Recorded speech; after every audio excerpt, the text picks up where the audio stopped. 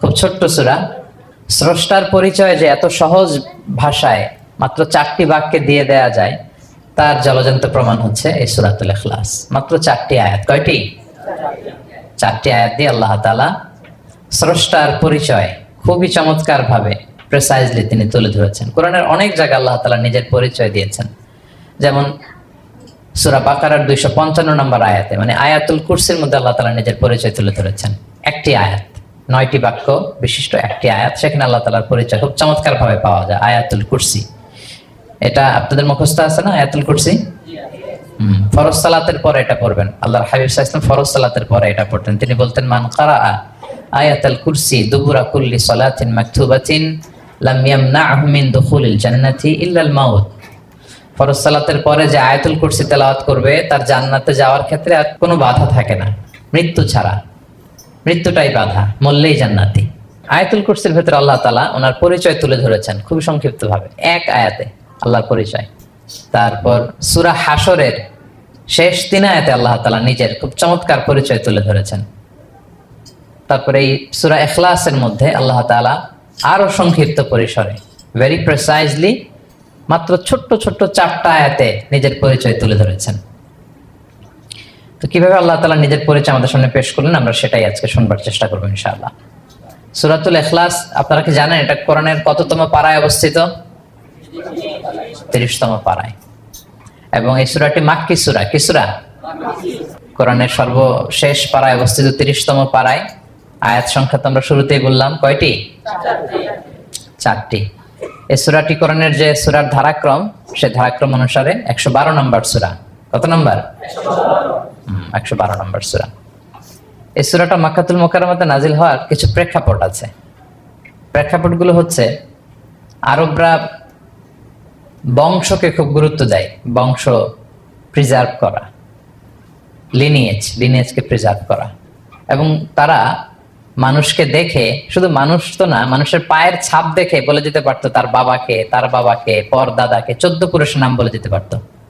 শুধু মানুষই না, তারা উটের পায়ের ছাপ দেখে, উটের পায়ের, মরুভূমির বালুতে উটের পায়ের ছাপ দেখে ওই উট কোন বংশের, ওই বংশের ওর নাম কি, ওর বাবার নাম কি, ওর দাদার নাম কি, 14 পুরুষ এরকম ছিল। এবং তারা দুজন মানুষকে যদি ঢেকে রাখা হয় সারা শরীর, শুধু পায়ের একেবারে শেষের দিকের ছোট আঙ্গুল দেখে, এটাকে ইলমুল কিয়াফা বলে, ওই ছোট আঙ্গুলের শেপ দেখে ওরা বলে দিতে পারতো সে কোন বংশের, তার বাবার নাম কি, দাদার নাম কি, 14 পুরুষ। তারা এই লিনিয়েজকে প্রিজার্ভ করতো আর কি এইভাবে। এবং এই বংশ পরিক্রমা মুখস্থ করা, জানা, জিজ্ঞেস করা, এটাকে গুরুত্ব দিত। তো তারা আল্লাহকেও আমাদের মতো এরকম একজন সত্তা ভেবে আল্লাহ হাবিব সাল্লাল্লাহু আলাইহি ওয়াসাল্লামকে জিজ্ঞেস করতেছে যে, ইদান খালাকাল্লাহু কুল্লা শাই ফামান খালাকাল্লাহ। মুহাম্মদ, তুমি তো বলো যে আল্লাহ নাকি সব সৃষ্টি করেছে, তো আল্লাহকে কে সৃষ্টি করেছে? অথবা বলো যে আল্লাহর বাবাকে, আল্লাহর দাদাকে, আল্লাহর পরদাদাকে, আল্লাহর বংশটা বলো। তো তখন তাদের এই প্রশ্নের জবাবে আল্লাহ তাআলা সূরাতুল ইখলাস নাজিল করেন যে, কুল হু আল্লাহু আহাদ। হে নবী, আপনি বলুন আল্লাহ হচ্ছেন এক, অদ্বিতীয়, ইউনিক, অ্যাবসলিউট। আল্লাহুস সামাদ, তিনি হচ্ছেন সামাদ, তিনি কারো প্রতি নির্ভরশীল নন, অমুখাপেক্ষী। লাম ইয়ালিদ ওয়া লাম ইউলাদ, তিনি কাউকে জন্ম দেনও নাই, আবার তিনি কারো কাছ থেকে জন্ম নেনও নাই। ওয়া লাম ইয়াকুল লাহু কুফুয়ান আহাদ, তার সমকক্ষ, তার মতো, তার সিমিলার মহাবিশ্বে দ্বিতীয় কেউ নাই। সুবহানাল্লাহ। এটা হচ্ছে শানে নুজুল, কোন প্রেক্ষাপটে নাজিল হয়েছে, এটা হচ্ছে একটা বর্ণনা। আরেক বর্ণনা এসছে, মক্কার মুশরিকরা জিজ্ঞেস করতে আরম্ভ করলো, ইয়া মুহাম্মদ, আমরা জানি মানুষ মাটির তৈরি, ফেরেশতারা নূরের তৈরি, মানে আলোর তৈরি, এরপর জিনেরা আগুনের তৈরি, আল্লাহ কিসের তৈরি? আল্লাহ তাআলার বাইয়িন লানা জিনসা রাব্বিক, তোমার আল্লাহর জিন্স বর্ণনা করো, সে কোত্থেকে আসছে, কি দিয়ে, কোন জিন্স থেকে, মানে কোন জিনিস থেকে তৈরি? তখন আল্লাহ তাআলা এই সূরাটা নাজিল করলেন, কুল হু আল্লাহু আহাদ আল্লাহুস সামাদ লাম ইয়ালিদ ওয়া লাম ইউলাদ ওয়া লাম ইয়াকুল লাহু কুফুয়ান আহাদ। এইভাবে অনেকগুলো বর্ণনা পাওয়া যায় যে এরকম এরকম প্রেক্ষাপটে যখন রাসূল সাল্লাল্লাহু আলাইহি ওয়াসাল্লামকে তারা এই সমস্ত প্রশ্ন জিজ্ঞেস করে, তখন তাদের প্রশ্নের জবাব স্বরূপ আল্লাহ তাআলা 4 আয়াত বিশিষ্ট এই সূরাটি নাজিল করেন। তাহলে সূরার কোন প্রেক্ষাপটে, কোন সিচুয়েশনে সূরাটা নাজিল হলো, এটা সবার কাছে ক্লিয়ার না এখন? এই সূরার কিছু ফজিলত পাওয়া যায়। আপনারা তো সূরার নাম শুনেছেন সূরাতুল ইখলাস। ইখলাস শব্দের অর্থ হচ্ছে সিনসিয়ারিটি, হ্যাঁ, আন্তরিকতা বা একনিষ্ঠতা। যেহেতু এই সূরায় একনিষ্ঠতার সাথে আল্লাহর তাওহীদের ঘোষণা দেওয়া হয়, এজন্য এই সূরার নাম হচ্ছে সূরাতুল ইখলাস। আবার এই সূরাকে সূরাতুত তাওহীদও বলে, যেহেতু আল্লাহর একত্ববাদের ঘোষণা এই সূরায় দেওয়া হচ্ছে, ওয়াননেস অফ গড। আবার এই সূরার একটা নাম হচ্ছে সূরাতুল মারিফা, যেহেতু এই সূরা মারিফা মানে জানা বা চেনা, যেহেতু এই সূরা পড়ার মধ্য দিয়ে আল্লাহর পরিচয় জানা যায়, আল্লাহকে চেনা যায়, এজন্য সূরার নাম সূরাতুল মারিফা। আচ্ছা, এই সূরার অনেক ফজিলত আছে, অনেক ফজিলত। আমরা কয়েকটা ফজিলত আপনাদের সামনে শেয়ার করবো ইনশাআল্লাহ। এই সূরার 1 নম্বর ফজিলত হচ্ছে রাসূল সাল্লাল্লাহু আলাইহি ওয়াসাল্লাম বিভিন্ন সুন্নত নামাজের দ্বিতীয় রাকাতে এই সূরাটা পড়তেন। যেমন ফজরের 2 রাকাত সুন্নত আছে না, ফজরের 2 রাকাত সুন্নতের দ্বিতীয় রাকাতে রাসূল সাল্লাল্লাহু আলাইহি ওয়াসাল্লাম এটা পড়তেন। প্রথম রাকাতে সূরা কাফিরুন, দ্বিতীয় রাকাতে সূরা ইখলাস এটা পড়তেন। মাগরিবের নামাজের যে সুন্নাত, সেই সুন্নাতেরও দ্বিতীয় রাকাতে আল্লাহর হাবিব সাল্লাল্লাহু আলাইহি ওয়াসাল্লাম এই সূরাটা পড়তেন। তাওয়াফ করার পরে 2 রাকাত নামাজ পড়তে হয়, জানেন? ওই 2 রাকাত নামাজে রাসূল সাল্লাল্লাহু আলাইহি ওয়াসাল্লাম প্রথম রাকাতে সূরাতুল কাফিরুন, দ্বিতীয় রাকাতে সূরাতুল ইখলাস পড়তেন। বিতিরের সালাতের শেষ রাকাতে আল্লাহর হাবিব সাল্লাল্লাহু আলাইহি ওয়াসাল্লাম সূরাতুল ইখলাস পড়তেন। এই মর্মে অনেকগুলো হাসান হাদিস আছে। তাহলে কখন কখন সূরাতুল ইখলাস পড়তেন রাসূল সাল্লাল্লাহু আলাইহি ওয়াসাল্লাম, কোন নামাজে? ক্লিয়ার না? ফজরের 2 রাকাত সুন্নত নামাজের শেষের রাকাতে, মাগরিবের 2 রাকাত সুন্নত নামাজের শেষের রাকাতে, তাওয়াফের পরে যে 2 রাকাত পড়তে হয় শেষের রাকাতে, বিতিরের সালাতের শেষ রাকাতে। এই সূরাটাকে আল্লাহর হাবিব সাল্লাল্লাহু আলাইহি ওয়াসাল্লাম সুলুসুল কোরআন বলেছেন, 1/3 অফ দ্য কিতাব। কোরআনের 3 ভাগের 1 ভাগ। সূরাতুল ইখলাস তা'দিলু সুলুসাল কোরআন। সূরা ইখলাস হচ্ছে কোরআনের 3 ভাগের 1 ভাগ। তার মানে আপনি যদি একবার সূরা ইখলাস পড়েন, কয় পারা তেলাওয়াতের সওয়াব? 2 বার পড়লে, 3 বার পড়লে, 3 বার পড়লে 1 খতম কোরআনের সওয়াব। আলহামদুলিল্লাহ। কেউ কেউ বলেন যেহেতু আল্লাহর একত্ববাদের কথাবার্তা কোরআনে 1/3 মানে 1/3 জুড়ে আছে, সেহেতু সূরাতুল ইখলাস সুলুসুল কোরআন মানে হচ্ছে যে কোরআনের 3 ভাগের 1 ভাগে আল্লাহ যা নিয়ে কথা বলেছে সূরাতুল ইখলাসের ভিতরেই সেটা সংক্ষেপে চলে আসছে। এজন্য এটাকে বলা হয় 1/3 অফ দ্য বুক, কোরআনের 3 ভাগের 1 ভাগ। এটার আরেকটা, এই হাদিসটা মুতাওয়াতির হাদিস। সূরাতুল ইখলাস তা'দিলু সুলুসাল কোরআন, এটা এমন সংখ্যক, বেশি সংখ্যক সাহাবী প্রতিটি জেনারেশনে বর্ণনা করেছে, সাহাবী, তাবি। এই হাদিসের ব্যাপারে কোনো ডাউট তৈরি হয় না, কোনো সাসপিশন তৈরি হয় না। খুবই ভ্যালিড এই হাদিসটা, যেটা কোরআনের 3 ভাগের 1 ভাগ।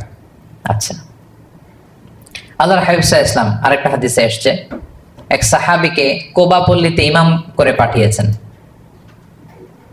মদিনা মসজিদে নববীর পাশে একটা মসজিদ আছে, মসজিদে কোবা, সেই মসজিদের ইমাম করে এক সাহাবীকে পাঠিয়েছেন। ওই সাহাবীর একটা অভ্যেস ছিল, উনি প্রত্যেক রাকাতে সূরা ফাতিহার পরেই আগে সূরা ইখলাস পড়তেন। ধরেন প্রথম রাকাতে সূরা ফাতিহার পরে ইখলাস, এরপর একটা সূরা পড়তেন। দ্বিতীয় রাকাতে সূরা ফাতিহার পরে আবার সূরা ইখলাস, এরপর একটা সূরা পড়তেন। ধরেন যে জুমার নামাজ 2 রাকাত, উনি ফাতিহার পরে প্রথমে কোন সূরাটা পড়ে নিতেন, এরপরে অন্য যে কোনো একটা সূরা। দ্বিতীয় রাকাতে সূরা ফাতিহার পরে কোন সূরাটা প্রথমে পড়ে নিতেন? ইখলাসের। এইটাই ওনার স্বভাব। প্রত্যেক নামাজে যদি কোনো ইমাম সাহেব শুধু সূরা ইখলাস পড়ে, একটু খারাপ লাগবে না আমাদের? ওনার মুসল্লিদেরও তাই লেগেছে। ওনারা জিজ্ঞেস করলেন, তুমি এটা কেন করো? এরকম না করে স্বাভাবিকভাবে পড়ো। তো উনি বললেন, না, আমি এইভাবেই পড়বো, আমি যেভাবে পড়তেছি এইভাবেই পড়বো, পড়লে পড়ো, না হলে তোমাদের হিসাব তোমাদের। তো তারা যে রাসূল সাল্লাল্লাহু আলাইহি ওয়াসাল্লামের কাছে বিচার দিল যে, ইয়া রাসূলুল্লাহ, দেখেন একজন ইমাম আপনি আমাদের জন্য নির্ধারণ করেছেন, উনি প্রত্যেক রাকাতে সূরা ইখলাস পড়ে, ইন এভরি সিঙ্গেল রাকা সূরা ইখলাস পড়ে। তো রাসূল সাল্লাল্লাহু আলাইহি ওয়াসাল্লাম তাকে ডাকলেন, ডেকে বললেন, ঘটনা কি? তুমি নাকি এরকম করো, প্রত্যেক রাকাতে ফাতিহার পরে আগে ইখলাস দিয়ে শুরু করো, কেন করো? সে বলতেছে, ইয়া রাসূলুল্লাহ, হ্যাঁ আমি আসলে এমনটা করে, কারণ আমি এই সূরাটাকে বড্ড ভালোবাসি।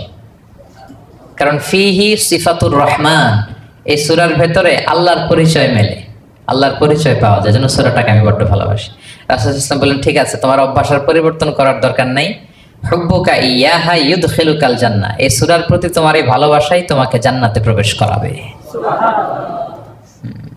আরেক বর্ণনায় এসেছে, তুমি যেমনি আল্লাহর পরিচয় থাকার কারণে সূরাটাকে ভালোবাসো, আল্লাহ জানিয়েছেন যেন তোমাকে জানাই আল্লাহও তোমাকে ভালোবাসে।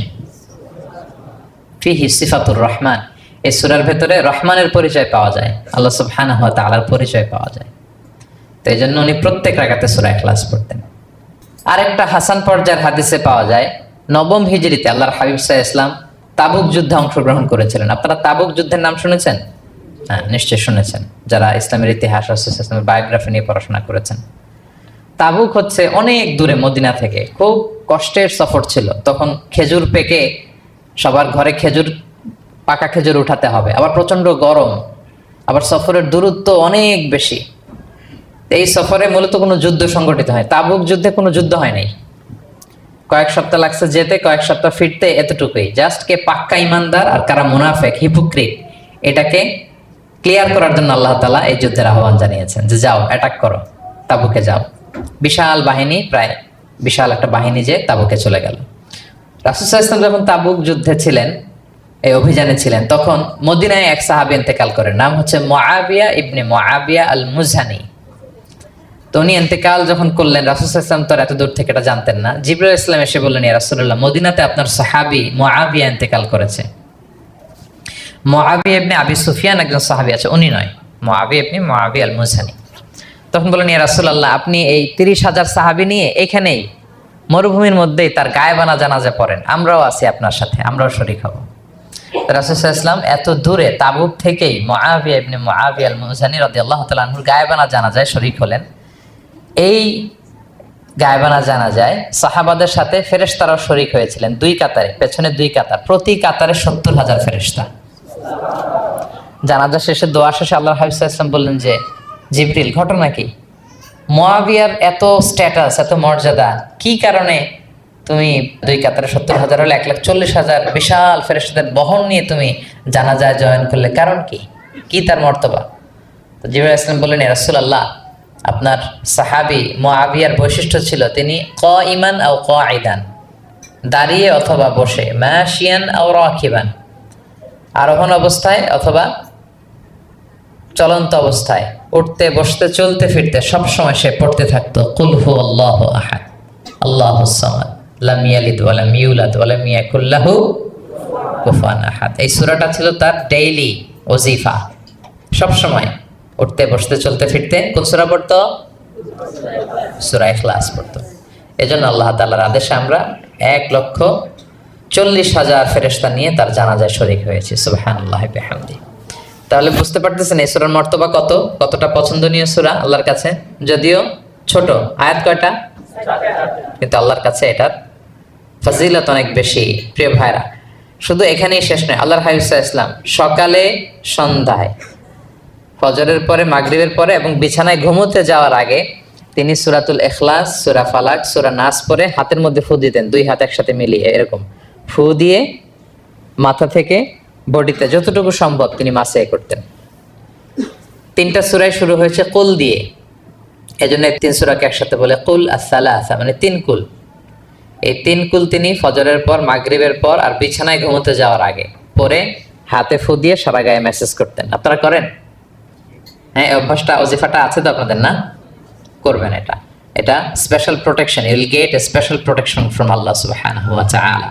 অনেকে দেখবেন ব্ল্যাক ম্যাজিক করে, ব্ল্যাক ম্যাজিক কিন্তু সত্য, ম্যাজিক করে, সেহের করে আপনাকে দুর্বল করে ফেলবে। স্বয়ং আল্লাহর হাবিব সাল্লাল্লাহু আলাইহি ওয়াসাল্লামকে সেহের করা হয়েছিল। উনি কয়েক মাস স্ত্রীদের সাথে ফিজিক্যাল ইন্টিমেসিতে যেতে পারতেন না, এত দুর্বল হয়ে গেছিলেন। লাবিদ ইবনে আল আসাম নামে এক ইহুদি মিত্র, সে জাদু করেছিল রাসূল সাল্লাল্লাহু আলাইহি ওয়াসাল্লামকে। ওনার মাথার চুল চিরুনির ভেতর 11টা গিট দিয়ে সেই ব্ল্যাক ম্যাজিক করেছে। নবী সাল্লাল্লাহু আলাইহি ওয়াসাল্লাম কয়েক মাস অসুস্থ ছিলেন। পরে সূরা ফালাক, নাস যখন নাজিল হয় তখন আল্লাহ তাআলা রাসূল সাল্লাল্লাহু আলাইহি ওয়াসাল্লামকে সুস্থ করে দিলেন। সাহাবীদেরকে নিয়ে এক কুয়ার নিচ থেকে, চিরুনির থেকে এই গিটগুলো খুলে খুলে রাসূল সাল্লাল্লাহু আলাইহি ওয়াসাল্লাম 11টা আয়াত তেলাওয়াত করলেন। রাসূল সাল্লাল্লাহু আলাইহি ওয়াসাল্লামকে সুস্থ করে দিল কে? আল্লাহ সুবহানাহু ওয়া তাআলা শিফা নসিব করলেন। তার মানে ব্ল্যাক ম্যাজিক সত্য, সেহের করে মানুষ। আপনার সফলতা, আপনার সাকসেস, এটা সবার ভাল লাগবে না, মনে রাখবেন। সবাই এটা পছন্দ করে না। আল আইনু হক, নজর কিন্তু সত্য, নজর সত্য, নজরের প্রভাব আছে, চোখের প্রভাব আছে। এজন্য কারো ভালো কিছু দেখলে মাশা আল্লাহ বলবেন, আল্লাহর দিকে ফিরিয়ে দিবেন ওটার কল্যাণ। কি বলবেন? একটা সুন্দর ফুটফুটে বাচ্চা দেখলে মাশা আল্লাহ, কারো সফলতা দেখলে, কারো ফার্মে গেলেন, বাগানে যেয়ে দেখলেন ফল মূল ভর্তি, কি বলবেন? মাশা আল্লাহ, বিসমিল্লাহ মাশা আল্লাহ বললে এটাতে আর ক্ষতি হয় না। অনেকে বলে যে বাবা মা মাশাআল্লাহ বলা লাগে না, বাবা মা আর নাকি মামা, এই তিনজন নাকি মাশাআল্লাহ না বললে কিছু, এটা ভুল কথা। বাবা মারা বলতে হয়। বাবাও তার ছেলের কোনো সাকসেস ভালো কিছু দেখলে কি বলবে? মাশাআল্লাহ, তাবারাকাল্লাহ, অথবা বিসমিল্লাহ মাশাআল্লাহ, এটা আপনারা বলবেন। নজরের প্রভাব আছে। আপনি সিম্পলি দেখেন, এই যে আমি আপনাদের দিকে তাকিয়ে তাকিয়ে কথা বলছি, আমি যদি অনেকক্ষণ স্টেয়ারিং করি কারো দিকে ভেবে তাকিয়ে থাকি, সে ভালো ফিল করবে? কেন, আমি কি তার মারছি, ধরছি, স্পর্শ করছি? কিছুই তো করলাম, শুধু আমি তার দিকে তাকিয়ে আছি। তার মানে এতেই সে অস্বস্তি ফিল করতেছে। ধরেন যে আপনি কোন একটা প্রোগ্রামে বসে আছেন, আপনার পাশে যে বসে, আপনি তার দিকে এরকম 10 মিনিট তাকায় আছেন, কোনো কথা ছাড়া শুধু তাকিয়েই রইলেন, তার কি ভাল লাগবে বলেন? সে কি কমফোর্টেবল ফিল করবে? সে ভয় পাবে, সে ভয় পাবে, অস্বস্তি ফিল। আপনি কিছুই করেন নাই, না তাকে টাচ করেছেন, না ধরেছেন, ছুঁয়েছেন, কিছু, শুধু তাকিয়ে আছেন। দেখেন নজরের কি প্রভাব। আল্লাহ আইন হাক, নজর সত্যি। এজন্য কারো সাকসেস দেখলে আমরা সবসময় যেন মাশাআল্লাহ বলি। মাশাআল্লাহ ঠোঁটের সাথে মিলিয়ে রাখবেন। ভালো দেখলে কি বলবেন? মাশাআল্লাহ, মাশাআল্লাহ, বিসমিল্লাহ মাশাআল্লাহ, মাশাআল্লাহ, তাবারাকাল্লাহ, এটা বলবেন। তাহলে আল্লাহর হাবিব সাল্লাল্লাহু আলাইহি ওয়াসাল্লামকেও সেহের করা হয়েছিল। এজন্য এই সেহের থেকে, ব্ল্যাক ম্যাজিক থেকে, আইন মানে জেলাসি, মানুষের নজর দিয়ে যে হিংসা করে, এই জেলাসি থেকে, মিন শাররি হাসিদিন ইযা হাসাদ, হাসাদ থেকে, মিন কুল্লি মাকরুহিন ওয়া শুরুর, এসব ক্যালামিটি, ডিজাস্টার, এগুলো থেকে পানা হিসেবে আপনি এই ওয়াজিফাটা করবেন। 3 কুল, কুল আস-সালাসা, 3 কুল। আমার সাথে সাথে বলেন, কয় কুল? 3 কুল। কি কি? সূরাতুল ইখলাস, সূরা ফালাক, সূরা নাস। এই 3টা পড়ে ফজরের পর, মাগরিবের পর আর ঘুমোতে যাওয়ার আগে হাত দুইটাকে একসাথে করে পরে লম্বা একটা ফু দিয়ে মাথা থেকে মাসাজ করবেন সারা গায়ে। পারা যাবে ইনশাআল্লাহ বিইذنিল্লাহ। এবং আম্মা জান আয়েশা রাদিয়াল্লাহু তাআলা আনহা বলতেন, আমি যখন কখনো অসুস্থ হয়ে যেতাম, অসুস্থ হলে রাসূল সাল্লাল্লাহু আলাইহি ওয়াসাল্লামকে যে যখন কমপ্লেন করি, ইয়া রাসূলুল্লাহ আমি তো অসুস্থ, রাসূল সাল্লাল্লাহু আলাইহি ওয়াসাল্লাম আমাকে এই আমলটা করতে বলতেন। মানে আয়েশা, তুমি সূরাতুল ইখলাস, সূরা ফালাক, সূরা নাস পড়ে সারা গায়ে কি করো? ফু দাও। হ্যাঁ। আলী রাদিয়াল্লাহু তাআলা আনহু বর্ণনা করেন, আল্লাহর হাবিব সাল্লাল্লাহু আলাইহি ওয়াসাল্লাম একবার নামাজ পড়তেছেন, নামাজে তিনি সিজদারত অবস্থায়, ইন দ্য মিন টাইম লাদাগাতহুল আকরাব, একটা বিচ্ছু রাসূল সাল্লাল্লাহু আলাইহি ওয়াসাল্লামের আঙ্গুলে কামড় দিল। বিচ্ছুর কামড় খাইছেন? হ্যাঁ, কেমন লাগে? খুব আরাম লাগে? হ্যাঁ, খুব যন্ত্রণা হয়, অনেক যন্ত্রণা হয়। রাসূল সাল্লাল্লাহু আলাইহি ওয়াসাল্লামকে যখন কামড় দিল নামাজরত অবস্থায়, রাসূল সাল্লাল্লাহু আলাইহি ওয়াসাল্লাম খুব যন্ত্রণা পেলেন, ব্যথা পেলেন। এই বিচ্ছুটারে লানত করলেন। সাধারণত লানত করতেন না, তিনি বলতেন লানাতুল্লাহি আলাল আকরাব, এই বিচ্ছুর উপর লানাত, লা ইয়াদা নাবিয়ান ওয়ালা গায়রা। এই বিচ্ছু নবীও চিনে না, মানুষও চিনে না, মানে কোথায় কামড় দিতে হবে এটাও বুঝতেছে না। শুধু নবী না, সব নবীদের নবী, ওনারা কামড় দিয়ে ফেলছে। তাই আল্লাহর পক্ষ থেকে পরীক্ষা ছিল, কেয়ার করা।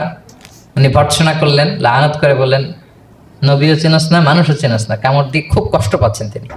তো আল্লাহ হাবিব সাল্লাল্লাহু আলাইহি ওয়াসাল্লাম বললেন, যাও গরম পানি আর লবণ নিয়ে আসো, এনে এটার মধ্যে ঢালো। তো ঢালতে আরম্ভ করলো। লবণ কিন্তু খুবই ব্যথানাশক, pain killer, natural pain killer. এটার মধ্যে সোডিয়াম ক্লোরাইড আছে, তো এটা গরম করে লবণ মিশিয়ে দিলে যে কোনো ব্যথা ট্যাথা সাথে সাথে ভালো হয়ে যায়। রাসূল ইসলাম বললেন ঢালো। ঢালতেছে, রাসূল ইসলাম পড়তেছেন কুল হুয়াল্লাহু আহাদ আল্লাহুস সামাদ লাম ইয়ালিদ ওয়া লাম ইউলাদ ওয়া লাম ইয়াকুল লাহু কুফুয়ান আহাদ বলে ফু দিচ্ছেন আর ঢালতেছে। ঢালাও শেষ, আঙ্গুলের ব্যথাও শেষ। তাহলে রাসূল সাল্লাল্লাহু আলাইহি ওয়াসাল্লামের একটা চিকিৎসা পদ্ধতি আপনারা জানলেন, তিব্বে নাবাবী, যে সাপ বিচ্ছু কিছু দংশন করলে ওখানে কুসুম ওয়ার্ম ওয়াটার, লবণ দিয়ে ওয়ার্ম ওয়াটার করে সেখানে ঢালতে হবে। আর কোন সূরা পড়তে হবে? কুল হুয়াল্লাহু আহাদ আল্লাহুস সামাদ লাম ইয়ালিদ ওয়া লাম ইউলাদ ওয়া লাম ইয়াকুল লাহু কুফুয়ান আহাদ, এটা পড়তে হবে। তাহলে এই সূরার ফজিলত কি জানতে পেরেছেন আপনারা? ক্লিয়ার তো না? আমি রিপিট করি, কি কি ফজিলত বললাম। রাসূল সাল্লাল্লাহু আলাইহি ওয়াসাল্লাম ফজরের নামাজের সুন্নাতে, মাগরিবের সুন্নাতে, তাওয়াফের পরের সুন্নাতে, ভিতরের শেষ রাকাতে সূরাতুল ইখলাস পড়তেন। রাসূল সাল্লাল্লাহু আলাইহি ওয়াসাল্লাম সূরাটাকে সুলুসুল কোরআন, 1/3 অফ দ্য কিতাব বলেছেন। কোরআনের কয় ভাগের 1 ভাগ? 3 ভাগ। এবং এক সাহাবীর ঘটনা তো শুনলাম, সে সব নামাজে সূরা ইখলাস পড়তো। মুসল্লিরা কমপ্লেন করার পরেও সে পড়লো। রাসূল সাল্লাল্লাহু আলাইহি ওয়াসাল্লাম বললেন কেন পড়ো? বলে যে ফিহি সিফাতুর রহমান, এই সূরা আল্লাহর পরিচয় আছে, এই সূরাটা বড্ড ভালো লাগে। তো রাসূল সাল্লাল্লাহু আলাইহি ওয়াসাল্লাম বললেন এই সূরার প্রতি তোমার ভালো লাগাই তোমাকে জান্নাতে নিয়ে যাবে। আরেক বর্ণনায় যে তুমি যেমনি আল্লাহর কারণে এই সূরাকে ভালোবাসো, আল্লাহও জানিয়েছেন তিনি তোমায় ভালোবাসেন। এরপর মুআবিয়া ইবনে মুআবিয়া আল মুজানির হাদিস শুনলাম, তিনি উঠতে বসতে চলতে ফিরতে সবসময় কোন সূরা পড়তেন? সূরাতুল ইখলাস। ফলে আকাশ থেকে 1,40,000 ফেরেশতা এসে দুই কাতারে 70,000 করে ওনার গায়েবানা জানাজা অংশগ্রহণ করেছেন। এবার বলেন, এটাকে আপনারা কি ওয়াজিফা বানাবেন? হ্যাঁ, বানাবেন ডেইলি ওয়াজিফা। মেক ইট ইউর ডেইলি ওয়াজিফা। রিসাইট সূরাতুল ইখলাস every day, specially in the morning and evening. তাহলে সূরার ইন্ট্রোডাক্টরি ডিসকাশন শেষ, নাজিলের প্রেক্ষাপট শেষ, ফজিলত শেষ। এবার আমরা সূরায় ঢুকে যাই। কি বলেন? আউযু বিল্লাহি মিনাশ শাইতানির রাজিম, বিসমিল্লাহির রহমানির রহিম। বিতাড়িত শয়তান থেকে আল্লাহর কাছে পানাহ চাই, পরম করুণাময় অসীম দয়ালু আল্লাহর নামে শুরু করছি। আল্লাহ বলছেন, কুল হুয়াল্লাহু আহাদ। হে নবী, আপনি বলুন। ওই যে বারবার প্রশ্ন করে, বাইয়িন লানা জিনসা রাব্বিক, তোমার আল্লাহ কি দিয়ে তৈরি? আল্লাহ কি স্বর্ণের তৈরি, না রূপার তৈরি, না কাঠের তৈরি? এইভাবেই লিটারালি বলতেছে, আহুয়া মিন যাহাব আও ফিদ্দা আও মিন খাশাব। মুহাম্মদ, তোমার আল্লাহ কি স্বর্ণের, না রূপার, না কাঠের? আল্লাহ বলেন, নবী আপনি এটা বলেন। কুল, নবী আপনি বলুন, হুয়াল্লাহু আহাদ। আল্লাহ হচ্ছে এক। তোমরা যেরকম আল্লাহকে ভাবো, আল্লাহ আসলে ওই রকম নয়। আল্লাহর সত্তাটা আমাদের মতো নয়, সৃষ্টিগত সত্তার মতো নয়। আমরা এটাতে প্রায় ভুল করে ফেলি। অনেকে এমন এমন প্রশ্ন করি আল্লাহর সাথে, মনে হয় যেন আল্লাহ আমার একেবারে, আমরা নিজেরা নিজেরা যেরকম ওই রকম। কিন্তু স্রষ্টা যে সৃষ্টি জগতের অনেক ঊর্ধ্বে, এটা আমরা বুঝি না।